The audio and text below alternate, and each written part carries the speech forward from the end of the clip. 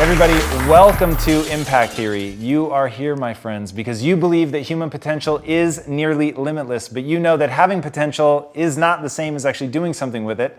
So our goal with this show and company is to introduce you to the people and ideas that are actually going to help you execute on your dreams. All right. Today's guest is a hyper-intelligent, furiously educated, one-man army hell-bent to create a brighter future. While others may look forward and see only a dystopian world where the machines enslave us for our heat energy, he sees only amazing possibilities. And this optimism, coupled with a metric ton of grit and degrees in molecular genetics and aerospace engineering from MIT, and an MD from Harvard Medical School, have helped him shape himself into one of the most potent entrepreneurial forces on the planet. He is committed to helping at least 1 million entrepreneurs create companies that matter, and he believes that the best way to predict the future is to create it. As such, he's founded 17 companies himself and invested in countless more that are designed to alter the very fabric of human society. From Human Longevity Inc. and Cellularity, which together aim to keep us all healthy and add 30 high-performance years to the human lifespan, to Singularity University, which is disrupting education and business, quite frankly, and Planetary Resources, a company that builds the spaceships humankind will need to, you guessed it, mine asteroids. He's literally constructing our future one game-changing enterprise at a time. He's also the founder and executive chairman of Xprize, the legendary nonprofit that gave birth to privatized spaceflight and continues to incentivize some of the biggest scientific and technological breakthroughs of the 21st century. It is not hard to see, my friends, why Fortune magazine is named one of the 50 greatest leaders of our time. So please, help me in welcoming the man who has a stamp with his face on it, the multiple-time New York Times best-selling author of Bold and Abundance, The Future is Brighter Than You Think, Dr. Peter Diamandis.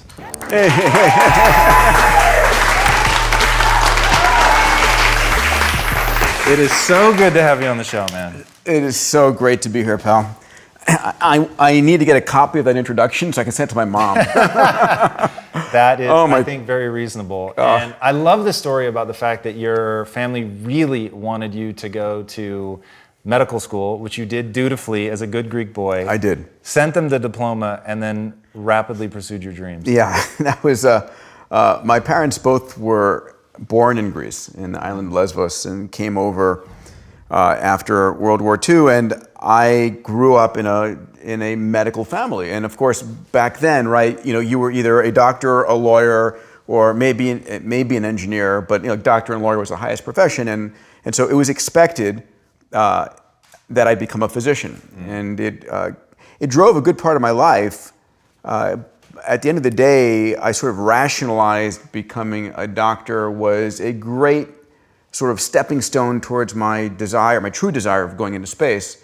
Because when I looked at the actual stats, out of every 100 astronauts, the largest chunk were military, and I was not likely to go into the military. The next largest chunk were doctors, and then it went down to scientists and engineers. And so I said, okay, doctors, I can do that. There's a lot of familial pressure to go into that, especially as a son of immigrants. What was the narrative you were telling yourself when you said, okay, actually, I'm not going to do that. I'm going to... Well, I kept it secret.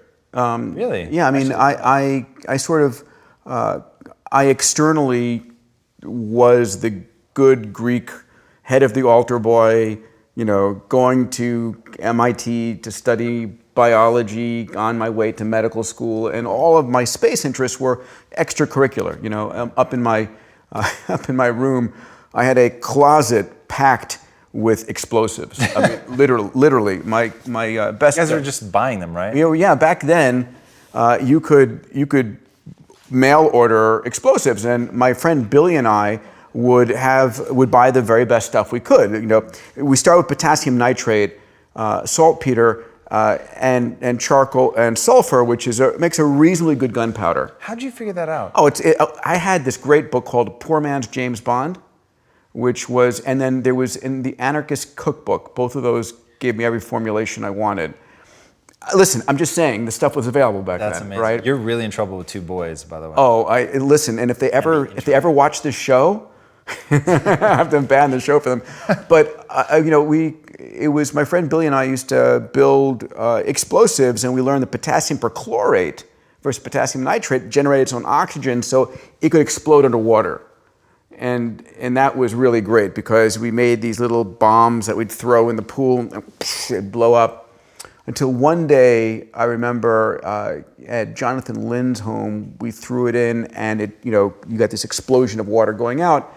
And then we heard this crack and his pool basically cracked across the entire.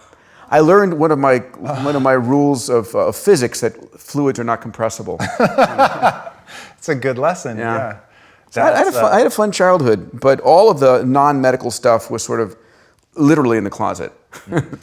And so you've got pretty specific advice of following your passion and doing that. At what point do you tell your parents? How do they react? How do you keep going in that direction? Well, so it was an interesting moment in time because, I went to MIT and I was doing molecular genetics during the day.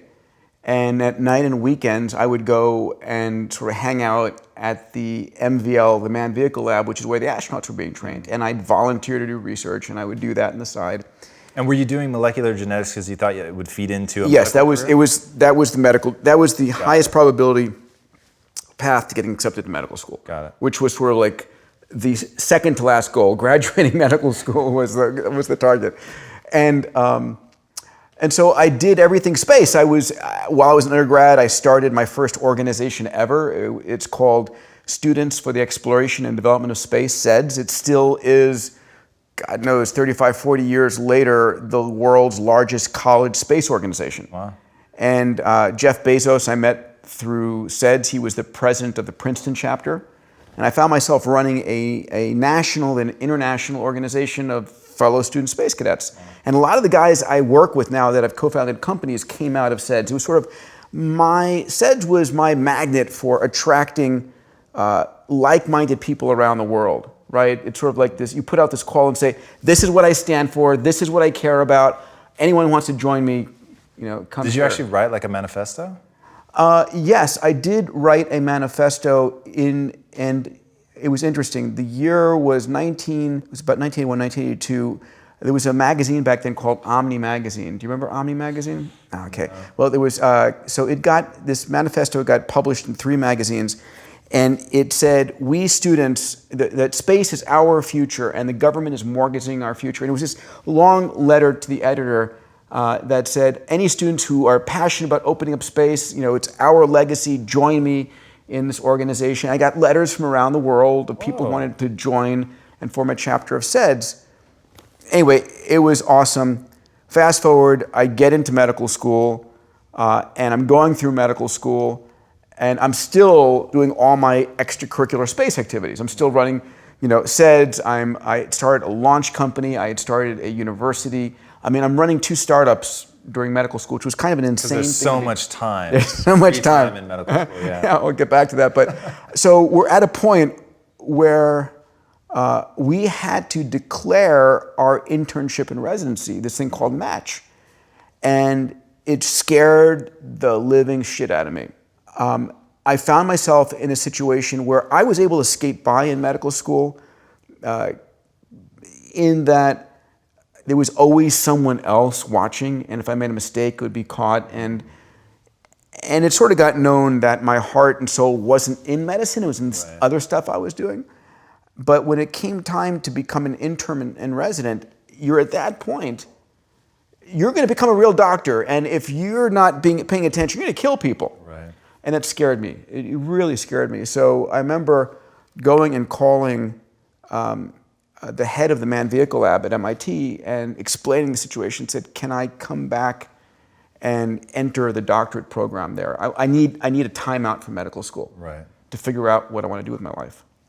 And I got accepted back into the aerospace engineering degree and followed that and eventually got my aerospace engineering degrees, went back and finished medical school. But by that time, the 2 companies I had started were going forward. I, like you said, mailed a diploma to my parents and said, okay, listen, I got to fess up. I'm not going to practice medicine. Wow, you took that really, really far. Really far. But it's very impressive that you could do that all at the same time. Just knowing you personally from a time management perspective, your use of time is unbelievable. I mean, it's literally unbelievable. And I'm a guy, dude, I grind, I work hard, I'm not afraid of that. But watching what you accomplish with 24 hours is pretty startling. So kudos to you. Thank you. One thing I want to talk about, you've talked about going back to your dad, and your mom and dad both grew up on Lesbos. You once likened your dad moving to New York and becoming a doctor, being akin to you going to Mars. Yeah. Like, talk me through, so this is really similar to Lisa's dad's story. So he grew up in a tiny village in the middle of the mountains in Cyprus, Yeah. goes to Athens, and then ultimately to London. And when you talk to him, that's what it sounds like the drastic change in worldview and how that impacted him. What was that like for your dad? What did that leave on you? Yeah, so I grew up with the stories of my dad, of him, speaking about times where he did not have enough to eat, where when all his friends, and he was in a small village called Mysigna in island Lesbos, and he talks about tending to, the sheeps and goats and picking olives. And that was, how he helped keep his family fed, especially during the war. And when he left to go take his entrance exam to medical school, when he took the boat to Athens for the first time, wow. His father was there waving him off and saying, if you don't pass, don't come back. Whoa.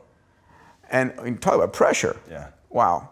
He did pass, and he goes to medical school and has to work a job during the day, and he couldn't go to classes to pay for his medical school and to pay for room and board, and so he ended up studying at night. And I grew up with this sense of you do what you need to do to make it happen, and you pursue your dreams, and education is like the most important thing you could possibly get. He doesn't speak a word of English, and he just does what it takes.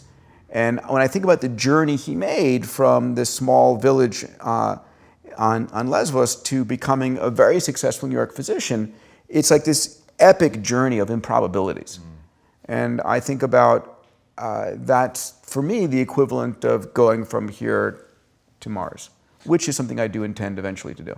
Yeah, I love that. Yeah. It's, did you look at your dad as a hero growing up? Oh, he was very much a hero. I mean, so you weren't dismissing him? Oh, like, God, no. Dad, oh, no. I was not dismissing him at all. I was in awe, and I listened as much. And, I have two 6-year-old boys now, fraternal twins, and I think about how do I convey the lessons that I learned from my father, because I'm not growing up in that level of hardship. I am, yes, squeezing every nanosecond of time out of every hour, but still, I just am so appreciative of what he did, right? I would have had none of these opportunities had he not taken that leap he did.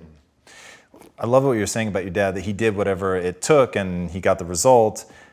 You've said, this is one of my favorite quotes of yours, I'm going to paraphrase it, but people need to stop focusing on the problem and start focusing on the solution. How do you teach people to do that? Like, what are you going to do with your kids to get them to be solution oriented? So I have a belief that every problem is solvable. It may not be easy. How did you come up with that? Because that, for most people, would seem pretty counterintuitive. Well, because as I think about the world we're living in today, it's the realization that we have solved so many problems to achieve this extraordinary world we live in today, in terms of global production of food, of energy, of water, of information. We're living in the world of Star Trek. You think about that we can diagnose almost anything. I can read your genome for $100 in a matter of a couple of hours, and understand all 3.2 billion letters of your life, and have an AI analyze that and tell me about yourself, right? I can on one of these devices call up any piece of information, talk to anyone on the planet. This is magic. This is crazy stuff, just 20 years ago, let alone, 100 years ago or 1,000 years ago. So, the realization is any problem is only a problem contextually today. And we're going to be creating the tools and knowledge to be able to solve that problem. And I believe that any problem not forbidden by the laws of physics is solvable. And even then, we're going to sort of learn where the boundaries of physics truly are. So just to give you an idea why this is such an important question for me. So the whole point of impact theory is me going, okay, now that I don't have to worry about money, like what do I really want to do? What I want to do is overcome the poverty of mindset. So most people, I just think, have a frame of reference that is so counterproductive that they don't end up wringing the potential out of themselves, right? So God forbid, something happens to you and your wife and your kids end up growing up with somebody else. They just have a different frame of reference. And that ultimately stunts their development, right? That's like my belief. And somebody grows up in the inner cities or in Tanzania, don't have access to the education system, whatever it is that causes them to have that mindset, they have that mindset.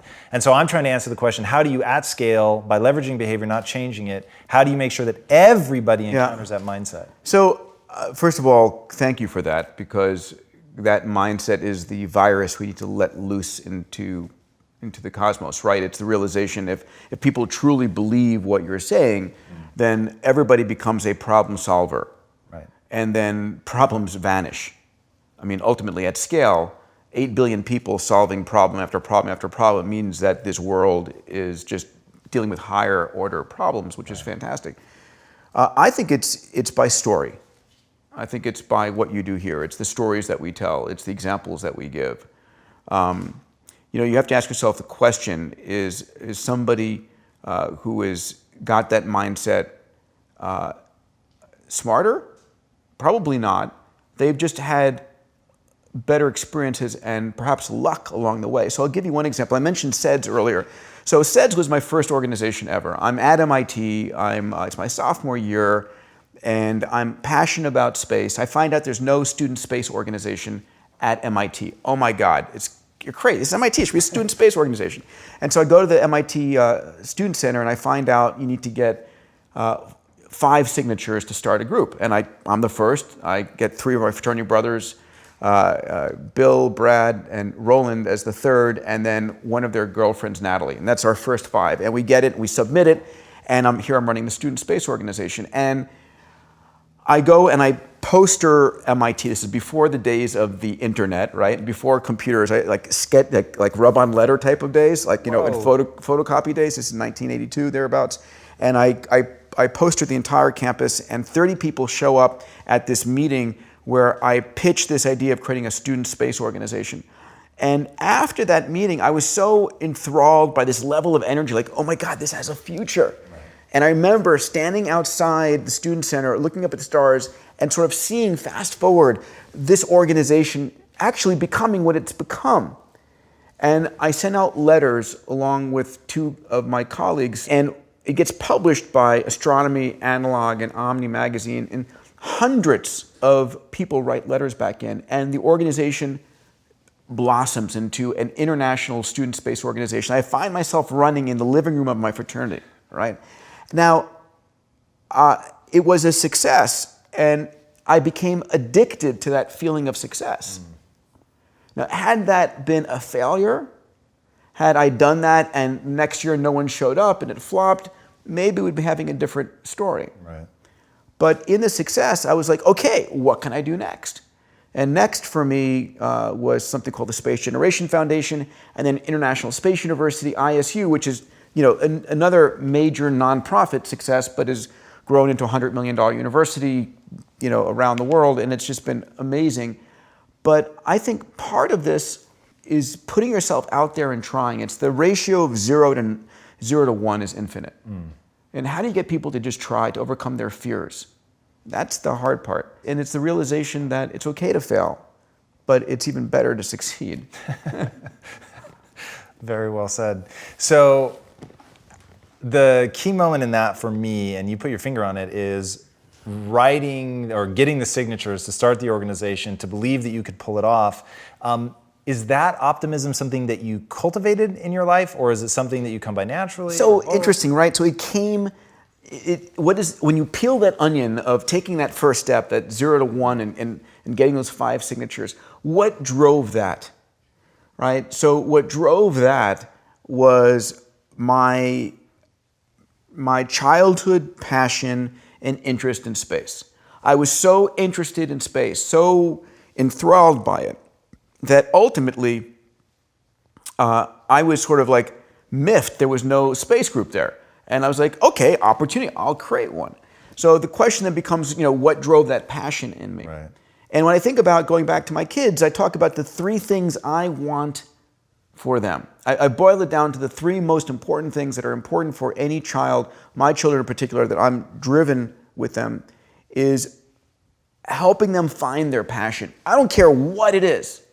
I don't care if it's like, Barbie dolls or, right now it's Minecraft and Legos. But it's find that passion that will drive them self-driven learning and self-driven investigation. The second thing is curiosity.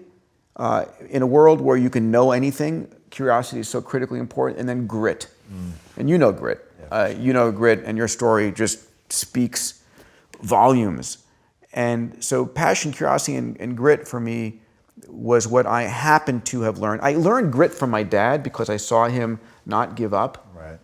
And so in my household, with my kids, we joke and seriously say, what's the one thing we don't do? And they'll say, we don't give up, right? So it's like, and every day when I walk them to school, the last thing I say to them is ask good questions today. And when we're walking to school, I say, what question do you have for me? And so I want to get a culture of question asking and a culture of not giving up.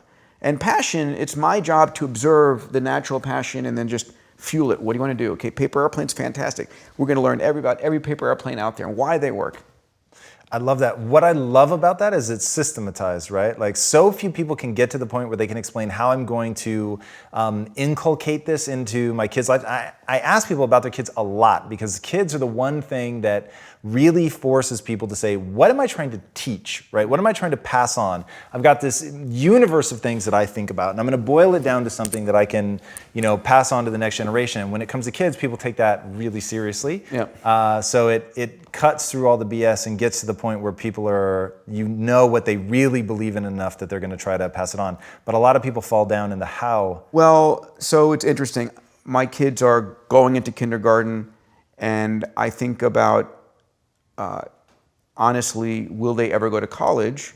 And do we actually reinvent what school is like for them? What role do I play? I mean, one of the things that I'm excited about is getting them involved in Dean Kamen's first robotics competition, right? So first robotics, if you don't know about it, is this incredibly rich after-school experience where kids, first starting with Legos, build robotic Legos to do certain things. And then at the high school level, a first robotics team gets basically a box of stuff. They have to build a robot that accomplishes a certain task, like picks up basketballs and shoots them into the hoop while knocking out other robots. And it's about learning how to think through a problem and build the system and become engineers.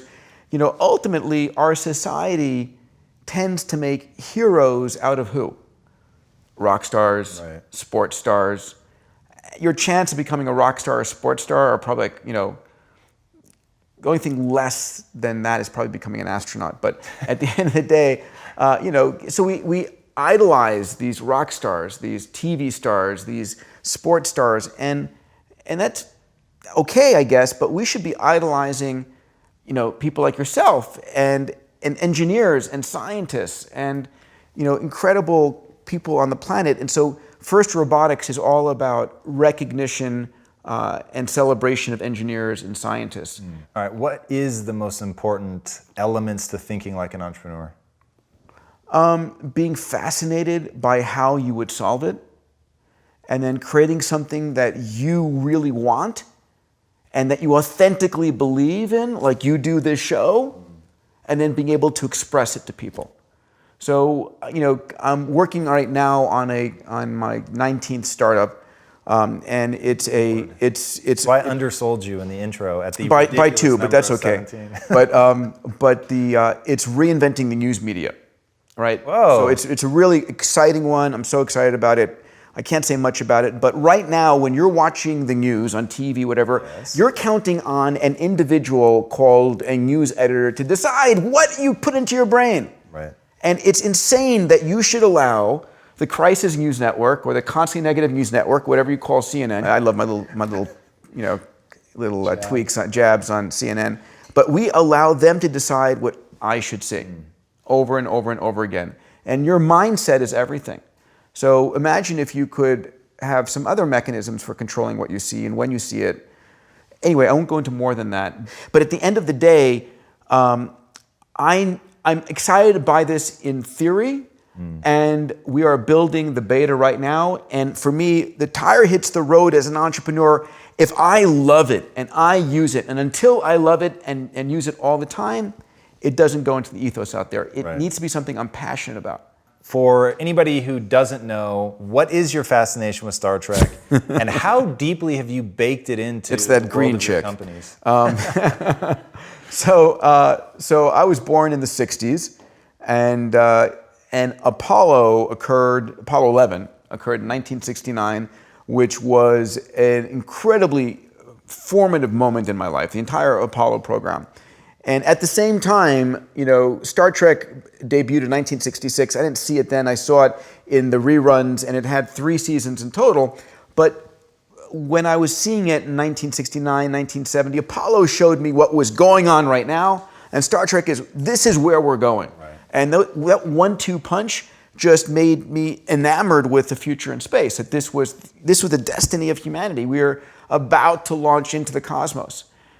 And so I became enamored with Star Trek, and the more you look at Star Trek, Gene Roddenberry, the creator, writer, producer of Star Trek, I know his son, Rod Roddenberry.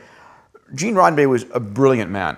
What Gene Roddenberry created was a set of technologies on that show that are still driving us today, right? So he had the communicator, right, that you would be able to just tap into and talk to anybody on the planet. And of course, we take that for, that was a crazy idea back in the 60s with rotary dial, landline phones. He had the tricorder, right? And we have within the Xprize, as you know, we just had the awarding of the $10 million Qualcomm tricorder Xprize. And the tricorder was a thing that Bones or Spock would use to diagnose someone and go, Jim, he's an alien, or he's got Rigelian fever, or whatever the case might be. And so we challenged teams throughout the world here to create the Star Trek tricorder, a device that could diagnose 15 diseases for you as a mom, 2 o'clock in the morning when your kid is sick. He has the replicator device that you can create anything, and that's we're just on the way towards that with 3D printing. And so Star Trek just created these amazing this view of the future, and probably one of the most interesting views of the future that no one talks about is the future of Star Trek had no economy. In a world in which you can create anything, money has little to no value. You're living in a world of abundance where you can create anything you want. Disease is cured, education is available through an AI. You can create anything through this replicator. You can go any place. And what really had value in the future and will have value for us in the future is raw material, like an asteroid worth or a planet worth over here, energy from the sun or from, in that case, dilithium crystals, or information sets to manufacture something. So I see the Star Trek universe as really a target we're heading towards. I love how, so one of my favorite things is when somebody who's very successful, who I take very seriously as an entrepreneur, as a thinker, whatever, is so impacted by something pop culture that it makes its way into everything that they do. And so at the last year's Visioneering Summit, literally all the teams presenting a new potential Xprize had to say how the Xprize was in line with Roddenberry's worldview. Yep. So that was amazing. And then the tricorder Xprize. So let's talk about how somebody can go and see Star Trek and see this absurd device, which everybody else discounts and just says, it's fiction, it could never be. And then the person, namely you, that goes, no, there's a way to actually make that. Like, is it just been like, first you earn a little credibility with yourself and then a little bit more and a little bit more, and it stacks up till you're so brazen that you go for the tricorder? Like, how does that happen? First of all, I would posit that science fiction, all science fiction, written, television, movies, and so forth, create this believable future. And after you've read it or watched it, if you are all of a sudden back in reality here there's this dissonance between this should be possible, Right. and we're here. And if you can make that leap to say, okay, it's possible. How do we get there? And Xprizes are all about saying, I don't care where you went to school, what you've ever done. If you solve this problem, you win. And so it's putting out a bold, objective goal, right? Like, here's the 15 diseases you have to be able to detect, and here are the vital symptoms it will detect. And if you do this, you win $10 million. And we're not too far from that being possible for all of us. What I mean by that is we're within 10 to 20 years from us being able to be in a world where we can speak our desires to an AI.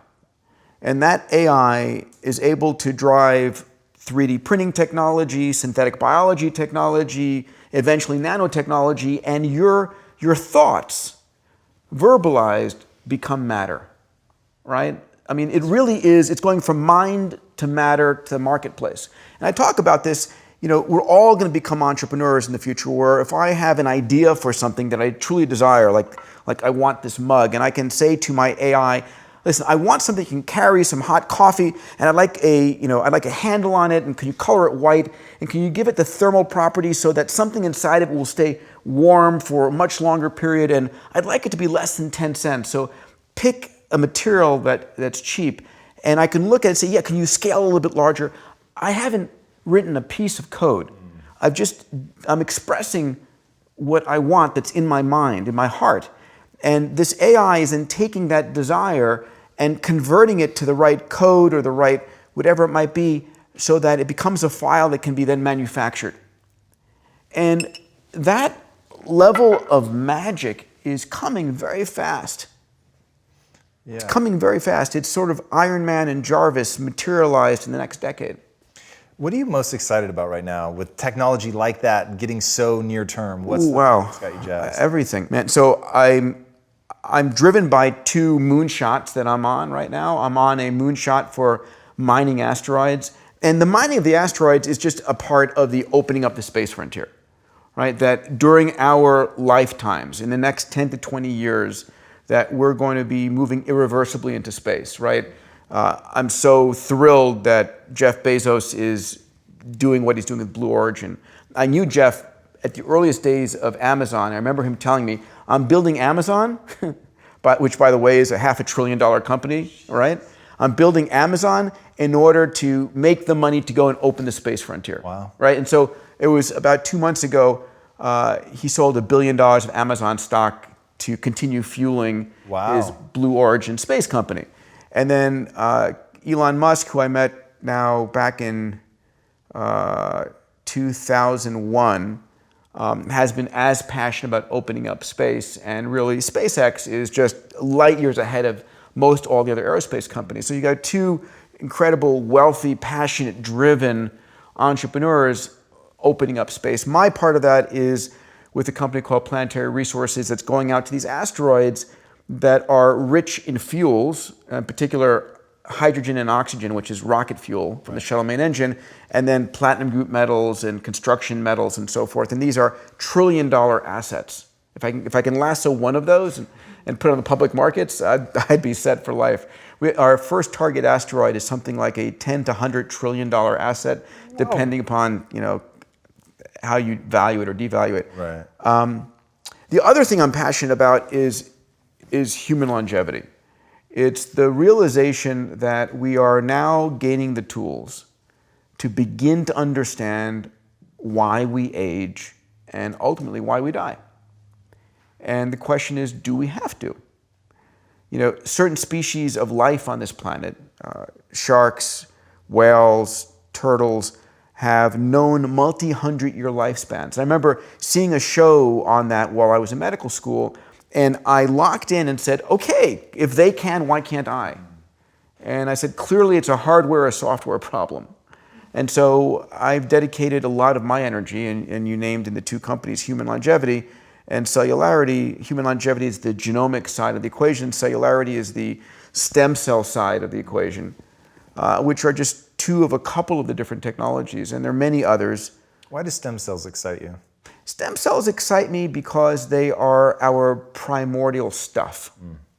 So let me give you a 101 lesson in stem cells. So when a woman gets pregnant and a fetus starts developing in the uterus, what is surrounding that fetus and creating sort of the nest for it is the placenta. And the placenta actually is supplying to that fetus all of the stem cells that it needs to grow every tissue, every organ, every part of its body. So a stem cell is a primordial cell that can develop into anything: brain, liver, heart, lung, skin, bone, cartilage, whatever it might be. And when that child is born, when my children were born, I actually stored their placentas. There's a company called Life Bank. People store cord blood. My recommendation is that's great. At a minimum, store the placental cord blood, and there's lots of companies that will do that. But I think storing the placenta is much more powerful, right? It's not just the cells that generate the hematopoietic system. It's all of the stem cells that create the child. Anyway, in a child whose blood and tissues are coursing with stem cells, whenever any damage takes place, any inflammation occurs, those stem cells go to that point of inflammation and very rapidly repair what's going on. But as we grow older, two things happen. One, our stem cell populations in our bone, in our fat, in our organs diminishes hundreds or thousands of fold. So far less stem cells going through our body. And the stem cells in our body have undergone genetic changes because of radiation, the stuff you drink and eat. It's just the normal degradation of your genome, which changes over your lifespan. So if I go and I extract stem cells in my body right now, from my bone marrow or fat, which are the two largest reserves, and I sequence it, and if I could compare it to the stem cells of my birth, I would see that that's changed. So my stem cells have now reduced in number and have become somewhat senile. So their ability to continue to repair me has reduced, which is one of the theories of why we age. And so one of my business partners, my co-founder of Human Longevity, and my partner in founding Cellularity, Bob Hariri, Bob's an MD, PhD, Navy fighter pilot, one of the rock stars in the stem cell world, has actually done the work to show if you take in this case, he did the work in mice. You take the placentas of that mice, you convert it to dosages of stem cells that you then give to that mouse at the end of its life, like in this case, typically a 26-month-old mouse. You will extend that mouse life another 30 to 40%. Whoa. Right? You'll add another year almost onto it. And that's been repeated in a number of different ways. There's a whole thing called the young blood experiments being done at Stanford. And right now the experiments are going on in humans as well. That if, it's sort of like sort of Dracula and the vampire, but if you take the blood of a young individual and transfuse it, or the plasma, not the cellular portion, right, into an older person, you will get a lot of return to youthful state. And in reality, it turns out that there are a number of stem cell clinics outside the United States. And I happen to know a number of 80-something-year-old billionaires who go and don't get young blood infusion, but get stem cell infusions. Why not young blood? Well, it turns out that the stem cells actually generate the growth factors and all the chemical milieu that is in the plasma, and they live for 100 days. Now, is it stem cells from themselves? No, it's stem cells from newborns.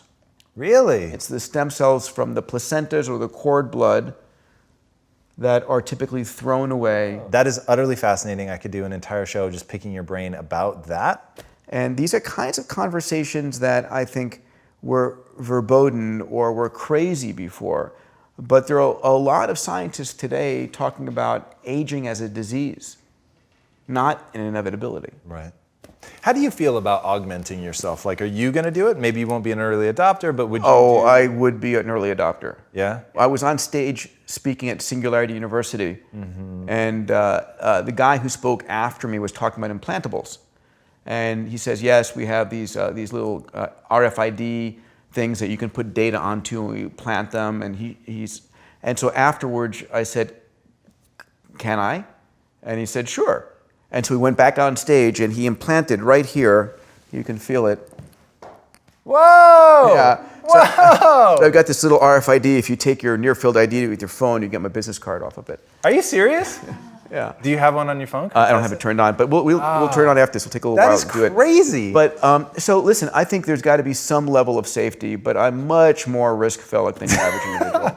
I would say, yeah. Yeah. You know, I think it's interesting because today, if you think about the world of sensors, I've got heart rate and steps on here. Very soon we'll have glucose and blood pressure and other elements. And we're probably within 5 years, Apple, Samsung, Google, Facebook, everyone's working on sensors for your body. So, man, I could keep going on forever. But so, limited time, there's two things I want to talk about. Is it true that you have like a board of advisors that are science fiction writers? We do. We have created at the Xprize Foundation a board of 35 science fiction writers that we've just formed it, but we'll call on, because at the end of the day, you know, coming up with Xprizes, coming up with, you know, big, bold, crazy ideas that are on the verge of just being doable, you know, why not call on people whose profession is to come up with those things? And what do you think they do to stay at the edge of that? Are they just researching real-world technologies, or are they? So I've asked, and it's becoming harder to write stuff which is real hardcore science fiction, because all the things we used to think of, I mean, once you've got AI and nanotechnology, nothing's impossible. Right. We're sort of like game over or game start. Well, that brings me to my next question. So, and very interesting that you switched it from game over to game start. As this happens, AI comes on, we're at a place where robotics, AI, we can create just about anything we want. Humans are essentially wiped out from the current way we think about jobs, or we'll call it roughly 50%. What happens societally? What happens to the generation that would have to make that transition? What does universal basic income look like? What is all that? So, when people sort of ask me, are you fearful of AI? You know, is AI the devil? Is it going to, you know, destroy, is it the Terminator, going to destroy humanity? I answer, no, it's not. I think AI is probably one of the, artificial intelligence, when I say AI, is one of the most important tools humanity will ever create that will become our partner in solving any challenge we want. And so I differ with, you know, Stephen Hawking and Elon Musk and Bill Gates. It's kind of hard to go up against those guys, but I disagree. I think that's their, you know, amygdala speaking, and they've seen Terminator too many times. But at the end of the day, I am concerned about AI taking our jobs. I am concerned about AI and robotics disrupting a lot of our current jobs. I'm not concerned in the long term, because I think we're going to adapt society to that's fine. But in the near term, it's the rate at which we're going to be losing jobs, right? We've lost jobs over and over and over again. I remember the number, particularly in 1810, we had 84% of Americans were farmers, and today it's under 2%. Wow. 84% to 2% wiped out all those jobs, and of course, we became far more efficient, and now robots, robotic tractors, and so forth will do the farming and such. And that kind of magnitude change is fine, of going from 50% of our jobs. I tell my sister all the time, who's an anesthesiologist, that her job is going to be replaced much better by an AI and robot, right, than the human doctor. Right. And all surgery will be done by robots, and all diagnosticians will be replaced by AIs. But it's the rate at which we do those transitions, truck drivers, taxi drivers, all those things being replaced. And today, our meaning of our life is wrapped up in what we do. So the two issues with technological unemployment is how you earn your living, and then what you do to create significance in your life. And so the first, I think, is going to be solved by universal basic income. I think ultimately we're demonetizing the cost of living. It's becoming cheaper and cheaper to live, right? So the example I give today is, you know, this device will eventually become your teacher and your healthcare provider for free. In the same way that access to the world's information is available across the world for free. A car today, I love my car, and I'm not a car guy, but I love it. I love the Tesla, but I'm going to park it or get rid of it when autonomous Teslas and autonomous cars come online, because autonomous cars are going to be 10 times cheaper and far more convenient. So we're going to give up car ownership for something that's 1/10 the cost. And then a whole bunch of things change. But how we deal with the significance of our jobs in our lives, that's going to be an interesting question. And so I'm concerned about that. I'm concerned about people feeling angry towards technology for disrupting their lives. And that's something I'm spending a lot of time thinking about these days. Did you read Fahrenheit 451? God, back in high school, I think. The thing I found really interesting about that, and it planted a seed in my head, was that there exists out in the woods the people who so were unwilling to give up books that they were more prepared to give up society, and so they move out into the woods. And that seems an inevitability as especially when I think about it, not so much as AI, but I think about it as human-machine interface. So as we begin implanting things into our brains that augment it, or even just as we begin messing with our own gene sequencing, and people that refuse to start doing selection on genetic criteria for their babies, and eventually they'll lose. It just doesn't seem like eventually those people will lose. The people who are the Luddites. So it is true. I think we're going to split humanity into those who want to retain their old ways, and that's been the case always. And those who choose to, if you would, plug in. And I think it's interesting because I've thought a lot about that, and I've written about that. I think that once we are able to connect the brain to the cloud, and Ray Kurzweil puts that date as early to mid 2030s, right? 2033, Whoa. 2035, times check, that's 16 years from now, thereabouts. That's not very far away. I mean, 16 years ago was 2001, right? Yeah, nothing. I mean, not. I remember it like it was yesterday. So, and of course, you've got amazing individuals like Brian Johnson with Kernel, and Elon Musk with Neuralink, and a whole bunch of other players out of Facebook, out of Google, working on this technology as well. It's about how do you enhance human intelligence. And then ultimately, human intelligence is the most important thing we can have. And I think once you're able to enhance your intelligence and sort of plug into what I call the meta-intelligence, where if you plug into the cloud and I can know the thoughts of every man, woman, and child on this world, and know anything I want at any time, it's so powerful, so addicting, that I think to unplug from that would be to feel like you're shut off and you're blind from the world. It's so interesting how much fear and anxiety people have over the change and all of that. And my whole thing is you get what you focus on. So if you're focusing on that, then it's going to be big and scary. But at the same time, if you focus on the potential beauties of the billions of new minds coming online and being connected to them, and the revelations that will happen, and as we really take control of the next phase of our evolution, like how interesting it gets. Have you read Homo Deus? I haven't yet. Oh, it's Peter, on my you're list. going to love it. Yes. You're going to love it. So I've become a total evangelist for this book. Absolutely obsessed. Got to get the author on here.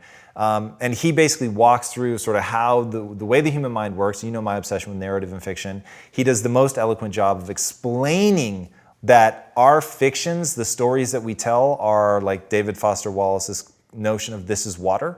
Like they're so ever present, these stories that we're telling each other, we don't even realize that they're stories. So one of the examples he gives is money, right? Money is an intersubjective truth. It is only real in as long as we believe Everybody believes it, right? Right. The second people don't believe in it, like that, like it ceases to have any value whatsoever. And he said, and he lists just 5, 6, 7 different narratives, and one of that we're all taking for granted. And one of the most beautiful was how during the Crusades, the Christians and the Muslims lined up perfectly.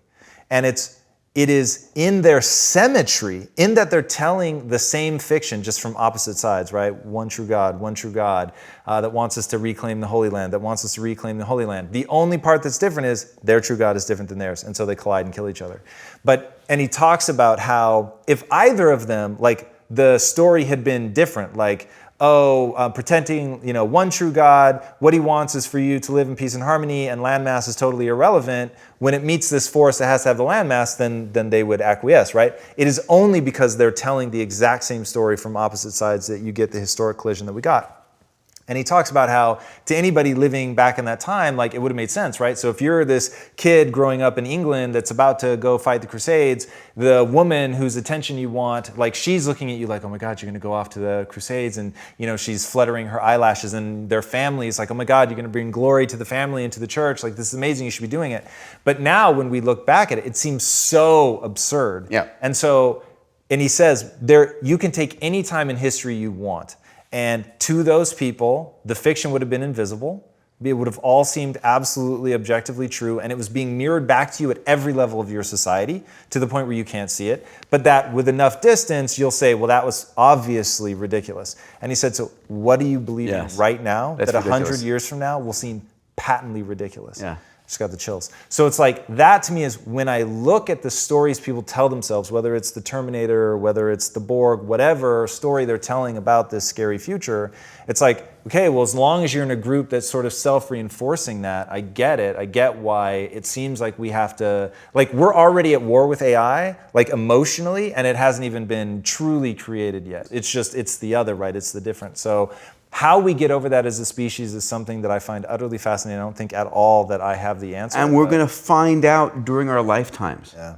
I mean, that's the most incredible thing that I keep reminding people. Like, wake up. The next 20 years, this game plays out, right? Which is why I'm so convinced we're in the middle of a video game anyway. Yes. It's like we're living during the most extraordinary times. It's all playing out. We're in the final phase of the gameplay, and we're right here, right now. Clearly, this is a simulation. It's interesting. I heckled you a little bit at Xprize when you brought that up. I want to believe that because it fits so well with my Matrix mythos. But for whatever, I can't get over time. And if somebody can explain to me how either the people watching, because the only reason to do a simulation is to watch it play out. And if you don't live long enough to watch it play out, then there would be no point. So for us, you could create a simulation, have it play out at 1 billion times the clock speed. So that's where I end up. And replant it and restart it again. And this whole notion of parallel universes. I mean, the notion that if I were a scientist trying to create if I could create a virtual computational world, right, using whatever, quantum computers, and set up an AI inside and set the original conditions and let it play out and then tweak the conditions and have it play out and run a Monte Carlo simulation. What's that? That it's a simulation in which you change a few small variables and run 1 million of them in parallel, or 1 billion of them in parallel. Imagine a world in which in alien civilization you set the starting conditions and literally let an infinite number of these play out in parallel and then see what happens. I don't know. It's I find these thoughts too compelling to just let go. Yeah, I'm with you. The one that I think freaked me out was when I realized that the DNA, first of all, can be represented as zeros and ones. So already just life could essentially be digital code. But yeah, I find that stuff utterly fascinating. Yeah. And again, next 20 years, dude. Anyway, it's just an amazing life. I consider myself so lucky to be alive right now. Exactly. All right, before I ask my final question, where can these guys find you online? So Diamandis.com is my website. I put out a weekly tech blog. I work a lot on this on Friday and Saturday. Phenomenal. Thank you. And on Twitter, I'm just my name, Peter Diamandis. Singularity University, come and get involved in SU. We run programs for executives, for graduates. Xprize.org, xprize.org. We're taking on the world's biggest problems. Anyway, fun stuff. I love it. What's the impact you want to have on the world? So my MTP, what I call my massively transformative purpose, is to inspire and guide the transformation of humanity on and off the earth. And just to peel the onion there, I believe that we are undergoing a transformation as a species from what we have today to this notion of a meta-intelligence. And that transformation is happening both on the earth and off the earth. I had to add the non-earth part for the child in me, right? And I think that's going to have to be inspired and properly guided to have the minimal negative impact. I think this is happening. I think we are the lungfish coming out of the land. I think we are speciating as a species. There's just the rate of change is way too high. And so I think about that. I want to help make the human race a multi-planetary species.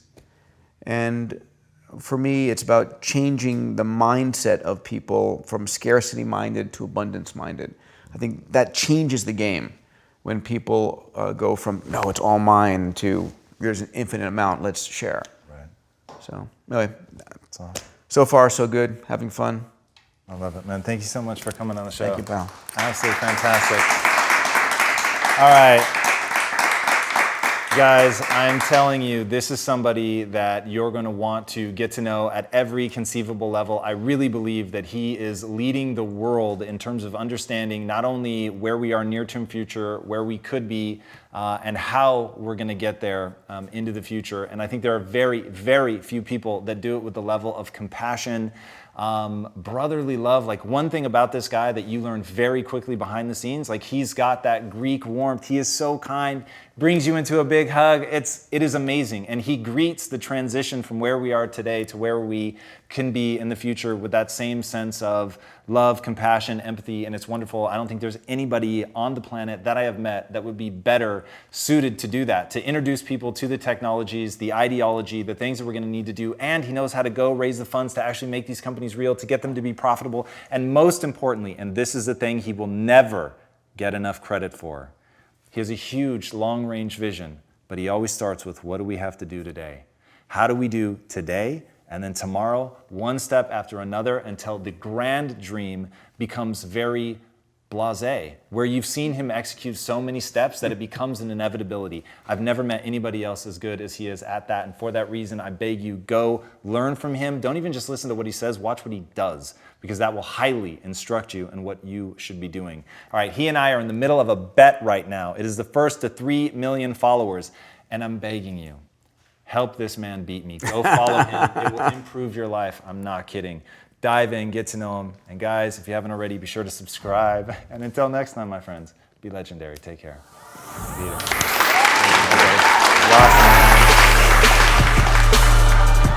Hey everybody, thanks so much for joining us for another episode of Impact Theory. If this content is adding value to your life, our one ask is that you go to iTunes and Stitcher and rate and review. Not only does that help us build this community, which at the end of the day is all we care about, but it also helps us get even more amazing guests on here to share their knowledge with all of us. Thank you guys so much for being a part of this community. And until next time, be legendary, my friends.